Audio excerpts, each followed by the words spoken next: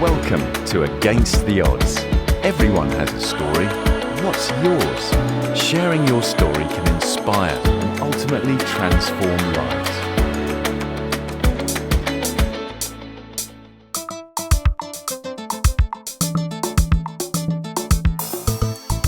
Hello everyone. Welcome to Against the Odds, a show where we believe that sharing information could inspire and also transform. In today's episode, we have as an honored guest the Fort Bend County Precinct 4 Commissioner candidate, That's it. Mr. Dexter McCoy. Thank you. Welcome, Thank you. sir. It's great to be here. Good to see you. So, this is going to be just getting to know you a little bit.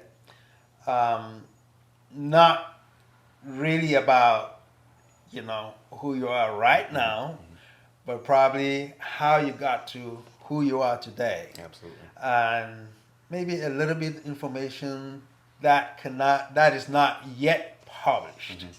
So that's a little bit. And the reason for that is because on this show we believe that your story could inspire somebody. We're different, but we're kind of similar because our experiences could be similar. Yeah. And the, not problems, but the issues, the obstacles you went through could help somebody, could be somebody's, route to better themselves or to get out of what kind of situation they are. So that's the premise of this talk. Absolutely. Nothing scripted, Yeah. just talking. Absolutely. So welcome again, and could you please share a little bit about yourself? Yeah, well, I'm Dexter McCoy. I am the son of a teenage mother and a biological father who was incarcerated for much of my childhood. It's funny because where we're sitting now, I actually grew up literally 2 minutes from here. Oh, wow. And so it's great to be here. But before we moved here moved here to Fort Bend, I actually was born and lived in Louisiana until I was 9. Like I said, my mom was 15 when she gave birth to me, and education was huge in my grandparents' household. My mom was brilliant, and my grandparents were determined to not let her circumstance determine what her future was going to be. And so they agreed to take care of me while my mom went off to school at Louisiana State University. So I was raised in a very, very small town in Louisiana, full of abject poverty, where the start of my grandparents' driveway was actually the end of the city limits. So as I'm sure you can imagine, we were denied access to many of the critical services that we needed in order to just survive in that community. I didn't know at that time that we were poor. We lived below the poverty line. We were on government assistance. But I had a family who loved me and cared very deeply for me and supported me. And again, I didn't know our situation because they didn't, they really weren't focused on that. And that's not what they were telling me about who I was. I wasn't a product of my situation. Rather, they instilled in me hopes and dreams of a bright future. And so I moved here after my mom graduated. We moved here with the man who's now my father, and we moved here to Fort Bend County, and made all the difference in the world. It was going from a resource deficient environment where many of the folks who I grew up with there are, if they are still living, then they've been in and out of the criminal justice system, or they have no hope of ever leaving that small town.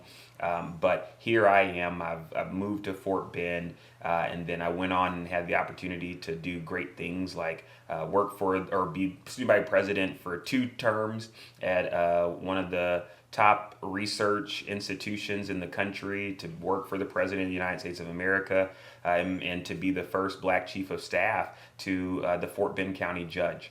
And so tremendous blessings in my life, all because I had a family who supported me and believed in me beyond my circumstances.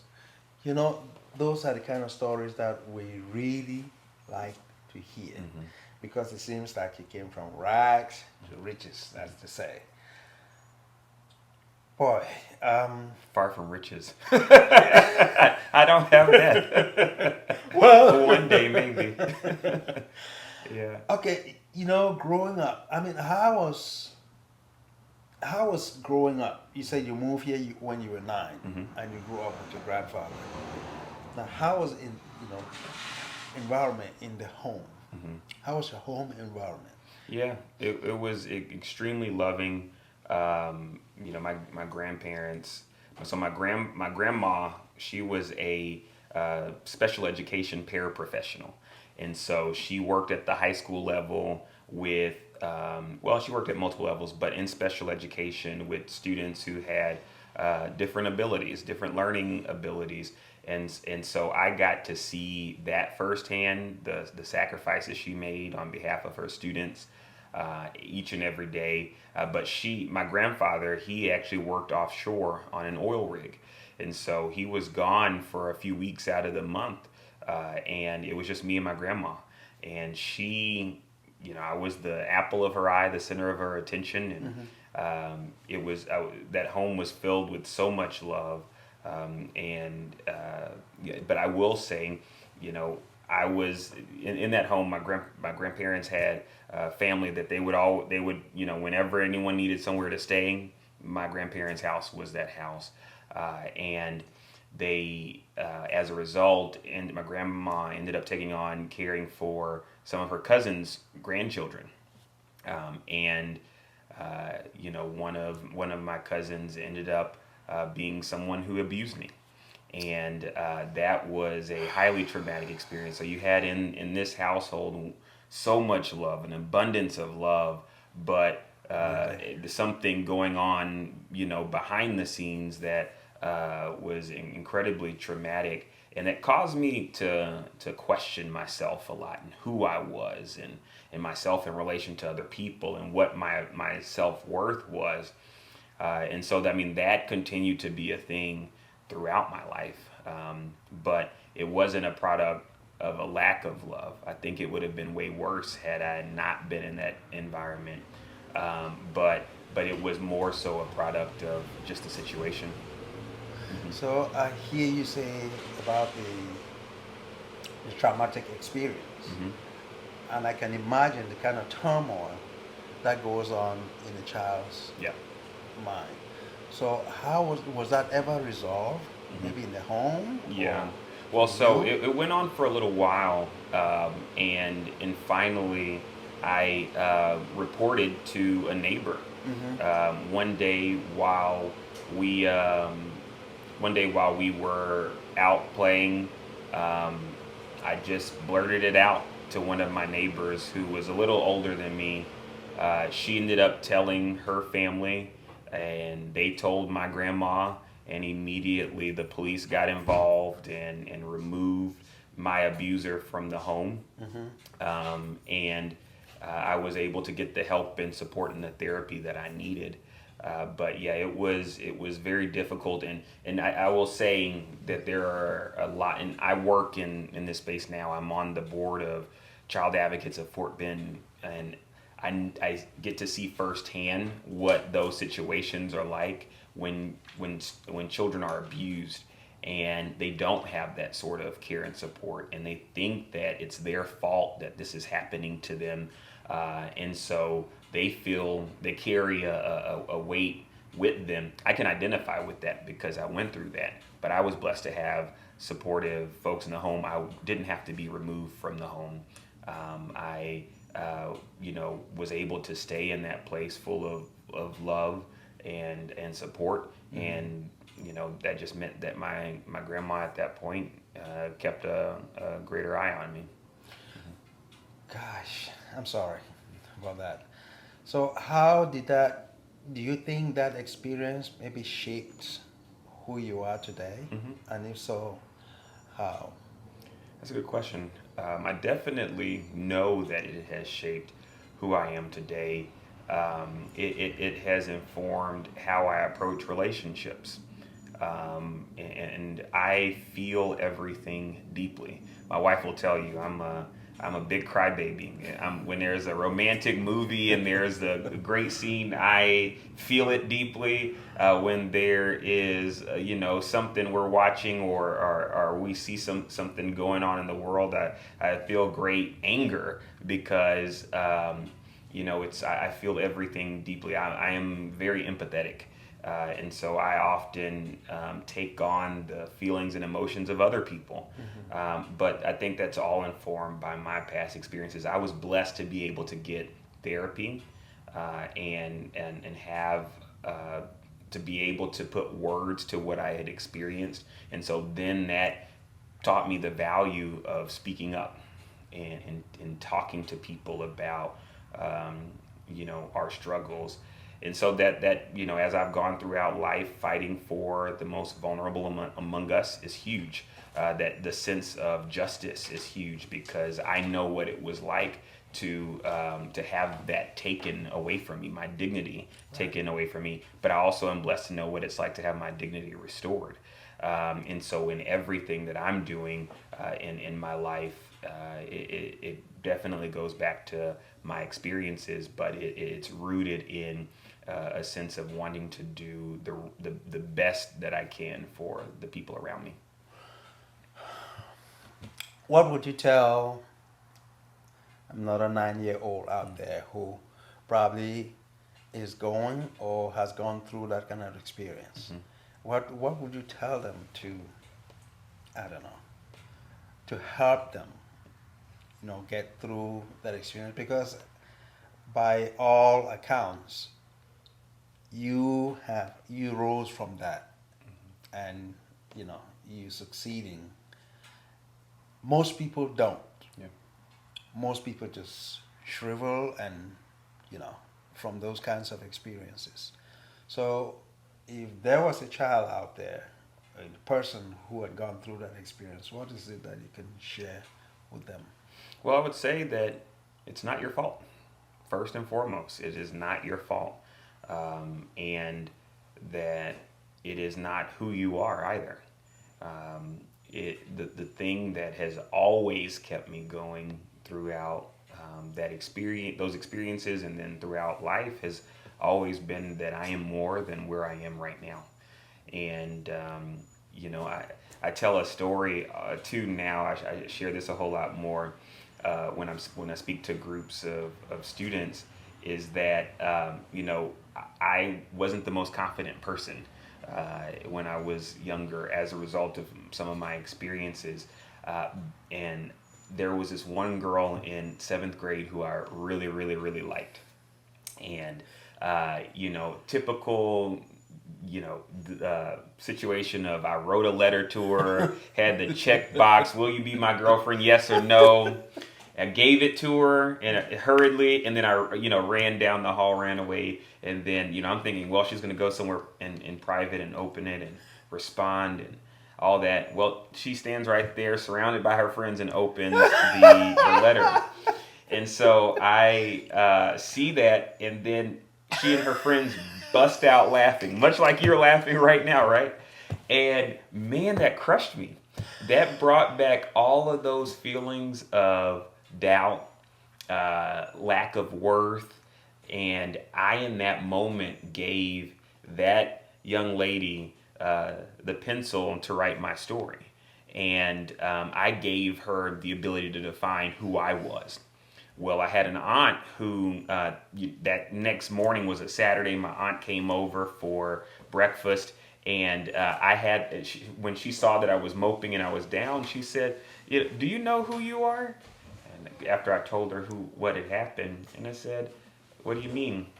And she said, "Well, when you wrote that letter to her, you put her on the VIP list. You are Dexter L McCoy." And so I started to embody this idea of who I could be, that I am, as I said before, more than my present circumstances, but I am who I say I am. I'm not who the world says I am. By every mark and measure, by what statistics say, I should have been in and out of the criminal justice system by now, having been the child of a teenage mother. I should certainly never have worked for the President of the United States of America or done the things that I've done all before the age of 30. But I am here today because I owned my story. I took the pencil back to write my own story. But again, I let what happened to me inform how I then was able to go and make something positive of it in life. And so to that 9-year-old, I would say, you've got this. And just keep pressing on and discover who you are for yourself. And you're going to be okay. Wonderful. So you think moving from that scene or from that location to Fort Bend played an important role? Yes. Okay. Absolutely. So what school did you go to here? In Fort Bend, I went to Hodges Bend Middle School, around the corner from here. Hodges. Yes, exactly right. Wonderful. Yep. I, when I first got here, we were in Alief, and I went to school at O'Donnell Middle School. But halfway through my 7th grade year, we moved here, and that very next year, I moved to Hodges Bend and ran for student council president and won.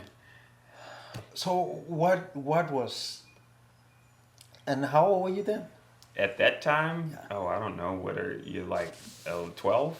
Okay. I think, yeah. So what made you want to run for student presidents? I have, again, it goes back to what my grandparents and parents instilled in me is the sense of being grateful for what you have, and then also finding every opportunity you can get to serve other people. Mm-hmm. And I've always had a natural agitation and about not being satisfied with the status quo. And I felt like when I got there to Hodges Bend, there was so much more the student council could have been doing. And I was a part of some other clubs, and no one talked about student council, even though student council was our elected representatives. They were just talking about throwing parties and stuff. Well, I wanted to have a track around the field at Hodges Bend. I felt like student council could work on that. Now, we didn't get it done, but we started the conversation about this organization being something more. So I wanted to step up and serve. Wow.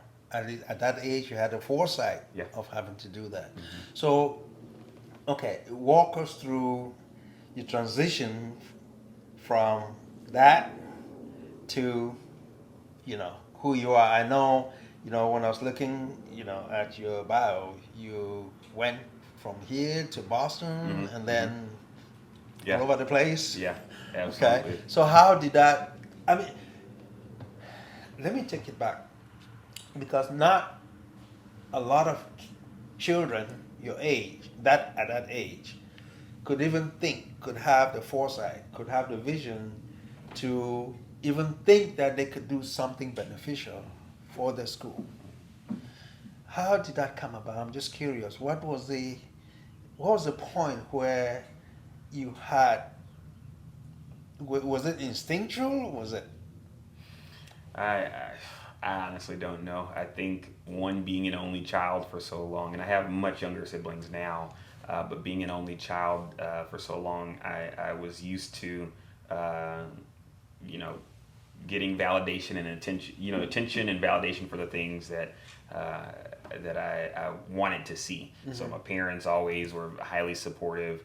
If I wanted to go out and try something, yes, let's figure out a way to make it happen.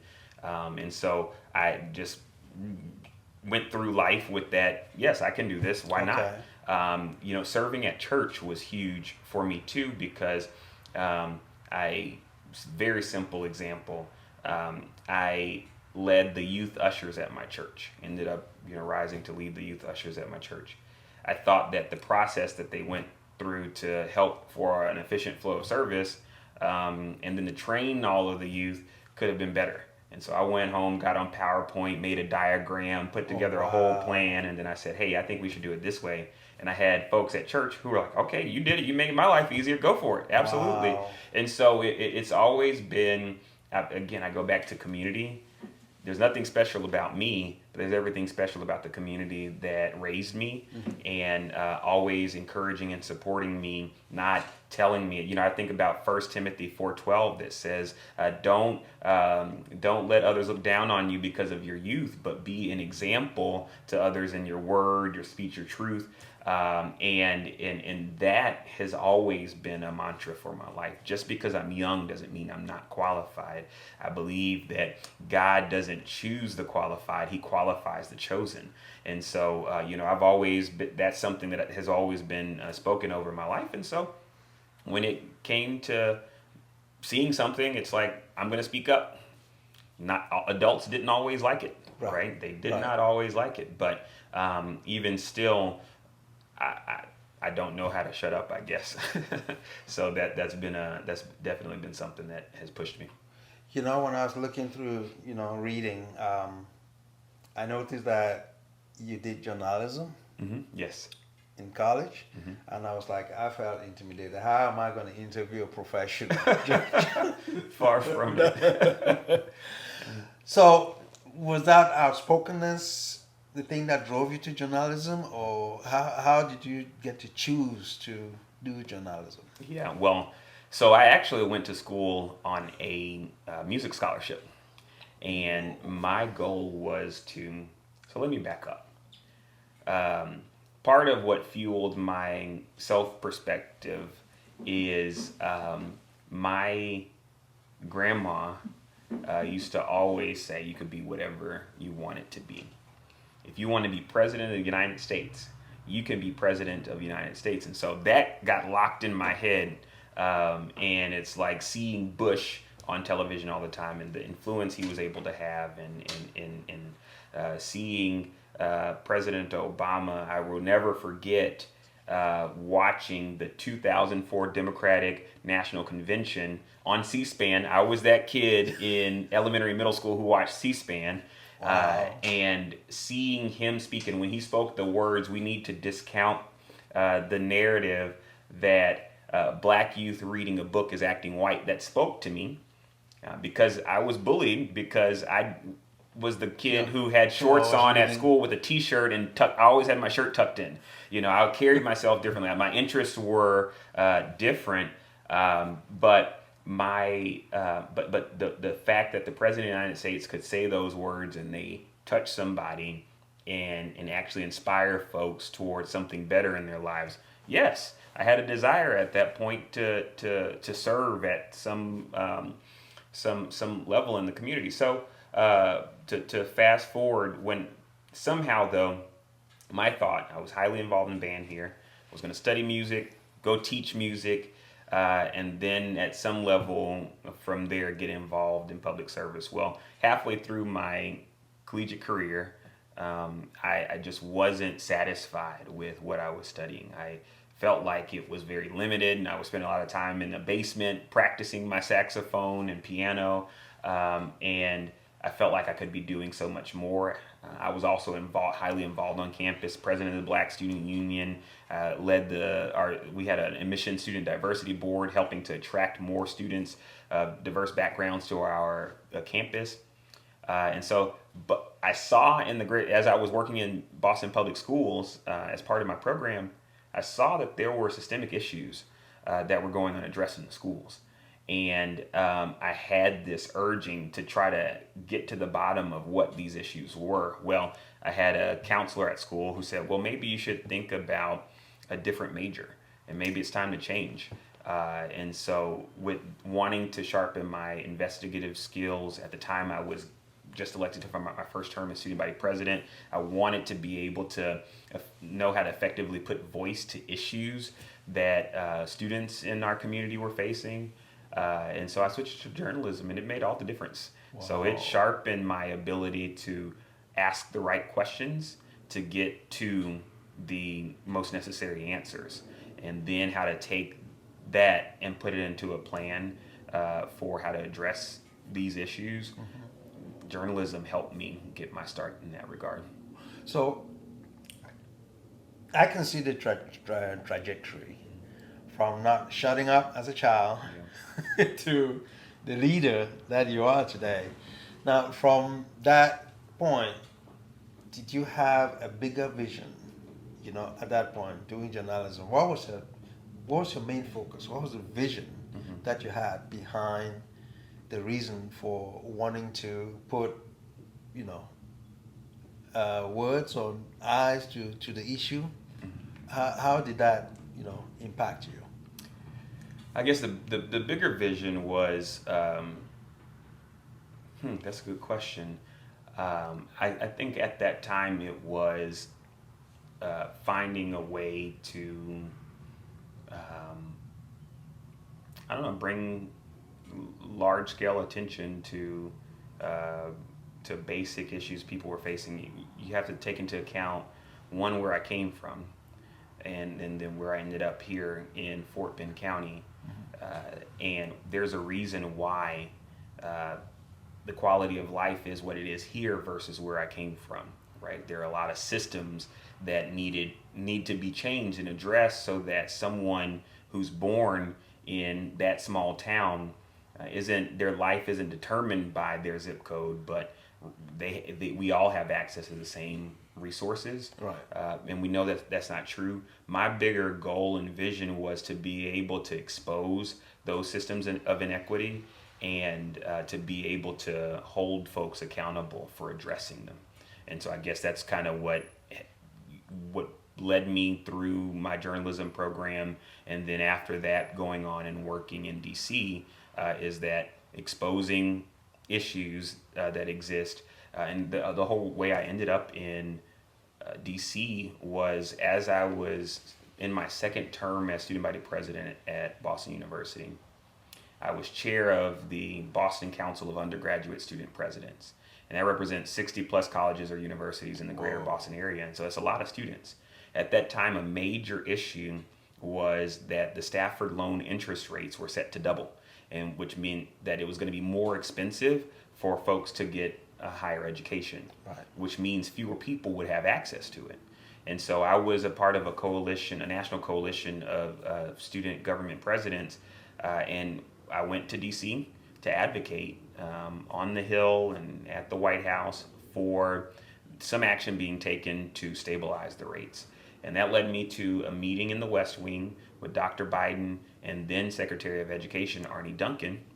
And I told my story of how my family had to struggle to find ways to pay for this very expensive education that I was getting, and the impact that this would have on folks like me across the country. Afterwards, Dr. Biden leaned over and asked if I would consider working in the Obama administration. I said, of course, right? And so now I have the actual opportunity to impact change exactly. in the very systems that perpetuate these sorts of cycles in our community. So how was that? Did you get to impact the change? Yeah, well, marginally. My small role, I definitely did. I ended up working on a lot of higher ed access issues, diversity and inclusion work.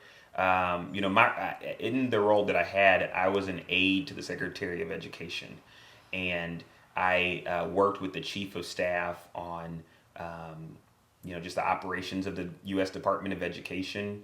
But what my boss allowed me to go ahead and take a hand in, or have a hand in, was on working on issues of higher ed diversity and inclusion, which then, because of the 2016 presidential election, expanded to K-12. We had reports of students being bullied and harassed based on their race, based on their gender, based on their country of origin. And I worked with other folks in the department to come up with policies that we gave out to university presidents across the country on how you address these issues and the huge need to do so. That was great. I went back to my university during this, and they had my dean of students had the document in his hand. It was like, this is gold. We've been waiting on some stuff like this, and to have played a small role in making that happen, and even hopefully impacting the ability for students across the country to be able to learn in a safe environment. That was a great accomplishment. And how's that transitioning to Fort Bend? How's that obviously led you to bigger goals, and this is one of them, being standing for county commissioner. Yep. No, not county. Mm-hmm. Is it county commissioner? Okay. So how did that vision, working in DC, help you to get where you are today, running for the position? Yeah. So I guess when I came back from DC, I was the youngest district administrator in Fort Bend ISD. There, I oversaw all of the district student leadership programs, helping to be for students in Fort Bend ISD what other folks were for me, telling them that they can do this. That if you have an idea of how things can be done better, put together a plan and let's game it out. I've formed some nonprofit partnerships through that where we connected students with nonprofit organizations that were doing work in the community. And so through that, I got to do a lot of great work on supporting essential portions of our community. And then that led me to be chief of staff to the county judge. And there I got to work on all of the issues that I, think impact the quality of life for folks in our community. I had the opportunity to have a hand in addressing some of the issues. But I go back to what I talked about before, that natural agitation with things can be done better and so much differently than they're being done now. We could be so much more accessible. It's crazy. You drive around here, around the corner in Mission Bend, and there are streets that are still filled with potholes today that were filled with potholes when I was a kid. There are sidewalks over in my neighborhood that were broken when I was a kid that are still broken today. Yet, where I live on the other side of this community, it's a newer community. The main street outside of our neighborhood, it's maintained by the county, and it has, in the past 2.5 years that I've lived there, has been repaired 4 times. Now, I'm not complaining because I want to drive on nice roads, but I believe that every part of our community should have that sort of responsive services, that folks in Mission Bend should get the same quality of service as folks in Sugar Land, and folks in Kendleton should get the same sort of quality of service as folks in parts of Richmond. And so seeing that, I didn't feel I could stand by anymore and just be an administrator in someone's office. Rather, I needed to have a seat at the decision-making table. And so I decided to run, and it has been everyone from here to Kingdom Come said, don't do it, that you need to stay in your place, wait your turn, that if you do this, you're going to lose, because I was running against an incumbent and other folks who had held public office before, and they said, not only will you lose, but your political career will be over before it ever starts. But I have heard those messages before. And I've always led from values and not from fear. And I think I had more to lose by sitting idly by and nothing happening for my community than me running and potentially losing. Okay, I move on and find another way to have an impact. But not only did we win in the primary, but won by a huge margin in the runoff, thanks to the support of folks like you. Thank you. Thank you. On that day, when I met you and you talked to me, it kind of like, switched my thinking. I was like, I think that is somebody that we need to get, where he's going. The obstacles you talked about, the pushback.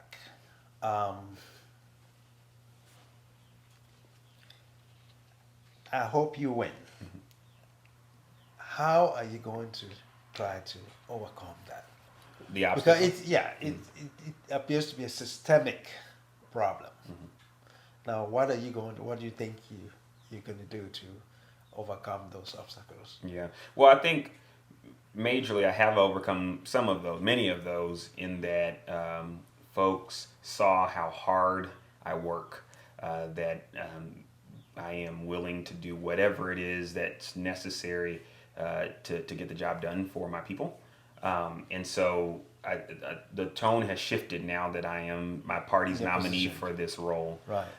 But there are still obstacles to overcome, because again, I am a 30-year-old running for this very, very important and powerful position in our community that has huge implications on a lot of different parts of our community.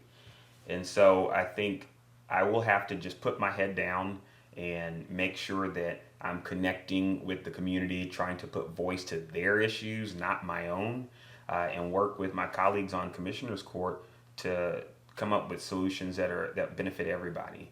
And I think the more that I am trying to be a servant leader, that I am out trying to help other people and be deeply engaged, and then really try to come up with plans and show results, I think the better we'll all be in the end. I will say I loved block walking during the primary and the runoff, and then we're getting ready to start up on some more soon. But I'm going to continue to do something like that. It's when you show up on someone's door and you're asking them, how are you? What is it that we can do for you? As opposed to expecting them to come seek you out when there's a problem. That's a different sort of relationship. It is a bottom-up sort of approach to leadership and community development rather than a top-down. I can say when someone says, oh, we have an issue on Madden Road, well, I know someone who lives in that area. I have driven and walked on that street, so yeah, I know exactly what that issue is. Or when someone says, oh, Miss Smith who lives in Beasley, their roads need to be repaired, or there's a water line out there that is broken and leaking. Well, I can recall the houses that are in that area because I've actually walked those streets.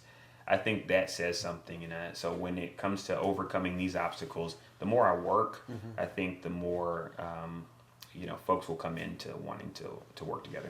Wonderful. You just said you'll be kicking off a campaign soon? Yes. When is that? Yeah, so we're already starting with a lot of our, the soft launch of our general campaign, but we'll start heavy with block walking and all that after Labor Day. I mentioned that I have a baby on the way. Right. So me and my Congratulations. wife. Thank you. We are expecting our first child in a few short weeks. But after that, we're going to hit the ground running, making sure we touch as many people as possible. My son, yesterday, I was talking to him about you, and you're coming, and he asked a question about what is this street again? Madden? Madden. He asked about sidewalk streets, sidewalks on that street. Yes. Why hasn't there been sidewalks? When I told him what you were doing, what you do, and he was asking if you are going to provide sidewalks for Madden Street. I said, well, that's not a question for me to answer. You have to ask him yourself. But are those the kinds of things that you envisage doing for the area? Absolutely. And not only here at Madden, but Gaines Road, not far from here over in the Four Corners area, Old Richmond. There are a lot of streets where, and it's in communities where folks walk more. And we need to do a whole lot more to invest in sidewalks, appropriate drainage so that water can flow properly out of our neighborhoods and into the Brazos. But yeah, sidewalks are most definitely part of my plans to expand that and just improve the walkability of our communities. Okay. So in that sense, if folks in the community are listening to this, how is it that we can help? Absolutely. Well, first, folks can reach out, go to my website at dextermccoy.com. If they're interested in getting in touch with me, they can email me directly at info@dextermccoy.com. And I am always looking for more volunteers. And so on my website at dextermccoy.com/volunteer, folks can sign up to help us out with block walking, with texting, with calling our neighbors. And so you can find all that info on the website or go onto my social media platforms. I'm at Dexter L McCoy on Instagram and Twitter, and Dexter L McCoy TX on Facebook. Okay. We're going to put up that information up so people can see. Now, this is the current, vision. Is the president the end and be home? I don't know. Working in DC was something else, and I think right now I'm really focused on what I can do here in the community, and what I can do to make sure that this place that made so much of a difference in my life, that more kids are able to experience that love and support. So Wonderful. this is what I'm focused on right now. Hey. Hey guys, you've heard. And we're hoping that he becomes president. When he becomes president, please remember. But then I just want to thank you. I know this is not going to be the last time you come on. We hope that when you start your campaign, we're going to be able to do some more of the sit-ins and talking, so people know who you are and what you stand for. Absolutely. It's my pleasure. Thank you Thank very you. much for coming. Thank Of course. you. Appreciate it. I love it. Thank you.